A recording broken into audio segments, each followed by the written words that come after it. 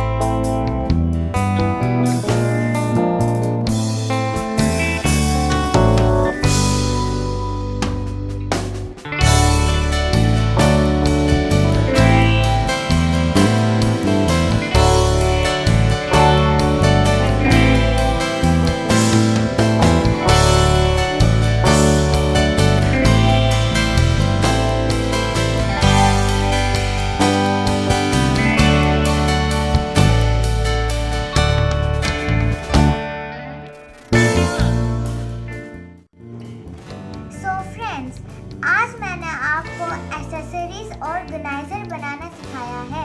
I hope you like watching my video. If you enjoy my video, so please like, share and subscribe my channel. I'll see you in my next video. Allah Hafiz.